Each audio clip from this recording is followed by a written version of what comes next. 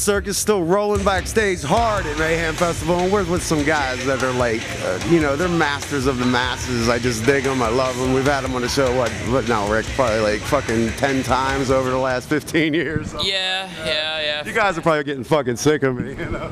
This is the first time I've done one with you, and I'm sick of you. I did one. I would be too, man. Look at this fucking goofy face. Sick. I'm just sick. Silly. You guys are out here on the Mayhem Fest. I mean, aren't you? Are you digging that a little bit, or you don't sound too happy? You need to smoke a joint. Yes. Yes to everything. Yes. He's gonna pull Jeffrey. I dig it. I live for this shit, man. We were saying last night it was kind of weird just coming in and setting up on this huge fucking stage. Did you get used to the stage quickly though once you walked onto it? Gravy of Mushroomhead. I'm sorry, I'm running a little behind. You know, Gigz, that stoner motherfucker. You're the low guy on the pole, so it's like throw and go, man. You just get up there, they set up your shit, and you get up there and jam and like hope for the best. Hopefully the crew, you know, got all your shit together, your monitors are working good. What did you think after you started playing your set last night? Oh, it was fine. It was fine. Yeah. It was cool. It was rocking. I was just hoping it was cool for everybody else. Okay, you know? cool. Are you documenting this for like another DVD? We really haven't been focusing on filming, so there's so much stuff that we had to do. Yeah, because every time I'm like, okay. Yeah, it's just to get ready to do these 3 days. You know, there's just so much preparation, like last minute crap, like running around. Where the last thing you think about is, oh, we should probably take pictures and film this. You know, so. I called him Rick, but that's Stitch for all you that don't. Plus, you know, it's all on YouTube anyway. So if we need anything, we'll just go pull it on there. Because every kid, like, no one gets into shows and like dances or moshes or sings along. They're worried about doing this. Yeah, with the picture camera. Watching it through like 2 megapixels. And you got a horrible picture all over the internet. Yeah. It's just sounds like crap, looks like shit, and it's just I don't know. It's just. They should bring in a film crew if they were smart and tape this and then like make a DVD every year and make more money on top of the money. You know, I'm not a genius or anything, but that's what the fuck I would do. How about you, Gravy? I think it's a good idea. I think Mushroomhead should headline fucking next year. A lot of killer bands, a lot of cool shit going on. Oh yeah, you know what I mean? Totally. It's only its second year, so it's still in its formative stages. Yeah, they definitely should. Because like I know Ozfest did that. They would release the next year. They'd be selling the DVDs of the tour the previous year of like best of all the bands. Yeah. Which they may be doing on this tour. We just don't know about. Sure well, I haven't seen any cameras. So I know Revolver is doing stuff. So I know a lot of photos are probably going to show up in their August issue or September issue. But I mean, as far as video, I haven't seen any cameras really. You guys are, you know, you deserve like some fucking Revolver time, you know, because you've been out here working hard and fucking work, you know what I mean, busting your ass for 15 fucking years. You know, you got to go through a singer change. You know, Gravy had a fucking kidney stone on the road, and he's fucking wrecks and fucking, you know, tooth pulled. He got a tooth pulled. Jay had some crazy tooth infection that was like literally killing him, and we like literally dropped him off in the middle of New York City because he just couldn't take it anymore.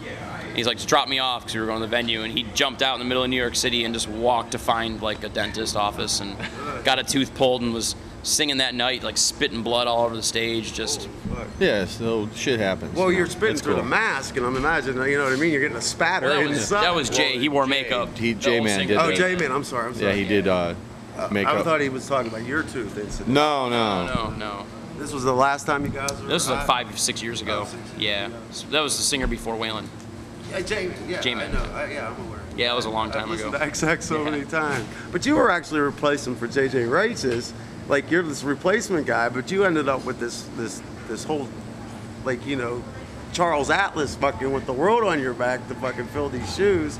And you did a great job, man. I mean, you know, you stepped up on 13, and I just love the way the guitars fucking wail. Oh, right on, cool. And fucking Save Your Sorrow, man. You have your own signature sound, you know what I mean? And it's cool, Gravy. I just dig it, man. And I'm hoping to look forward to that. Some of the album you're working on now. I understand it's being pushed back to 2010. What's that? The new album is supposed to be. It's going to be the beginning of this upcoming year. Like it's advertised as winter 2010, and a lot of people are freaking out, thinking that means like December 2010. Yeah. But you know, winter's up till March. You know what I mean? So. Yeah. They were thinking it was the next season. Yeah. No, it'll be like late January, February, something like that. And you're doing it all in the same Mushroomhead studio that you've done most of the work? Well, a lot of it we do at our own place, but the studio's been revamped. Sonically, this thing is awesome. It's fucking heavy. It's good. What do you bring in, like, to reinforce what you already have? Like, what are some of the... Well, it's typical. It's a typical Mushroomhead record. Okay, there's like a lot of metal. There's like dark, moody, thought-provoking type songs, and there's like some artsy stuff and all that. But so if you're a typical Mushroomhead fan, you're not going to be disappointed at all. But it's just the sound is just right. It's correct. It's just heavy. It's really good. Skinny's mixing? Is he doing the board work, or? Yeah, I mean, we're all putting in our 2 cents, but he's basically producing it. Yeah, he's sitting behind the computer recording and calling good take, bad take, try this, do that, move this around. He's basically the producer behind it. How do you bring your samples in? I mean, is that something that's like usually gets added? The stuff that I'm working on now, it's like I work on it mostly when everything solidifies, because you don't know, is the tuning gonna change here? Are they gonna change this note to that note? So you don't want to go making all this shit that's not gonna fit. And then you want the arrangements to go. So now I'm starting to build, what I'm gonna layer in after the fact. But yeah, it mostly comes after the fact, and then the interludes in between stuff, and just finding all the holes to ruin. I mean, you're quite skillful at what you do. Obviously, you've done a great job on all the past records. Is all the tracks done, or are you struggling with any tracks, or is it pretty natural process? There's always like the oddball ones that don't even call for anything. Like on the last record, I think it was. What was the Monster Truck song? That was on 13. That was on 13? Yeah. Fuck. It was like that song where it's like, it's the rock tune, it would sound out of place if you tried forcing in like, mechanical sounds or loops or shit, because it's like a rock tune, Yeah, because during the writing, we just come up with, we don't like think about what we're gonna do. No. It just, whatever comes out, and I'll write a lot of metal and stuff, kind of expecting to use it for 216, but then we'll need more for like a Mushroomhead record, like especially now the label's like more metal. So it'll be on Megaforce next time. Yeah, cool, yeah. Cool. So yeah, like he's saying, like certain things, like it's just a straight up metal jam. There's not room for certain things. You know what I mean? So you just leave it off, whatever. Yeah, because other songs you make up for it. To where it's like a total song that calls for all this like industrial sounding stuff, or like weird samples and things, and then you go to town. But then there's some where it's just like, I got nothing, and there doesn't need to be anything. You just got to do what's right for the song.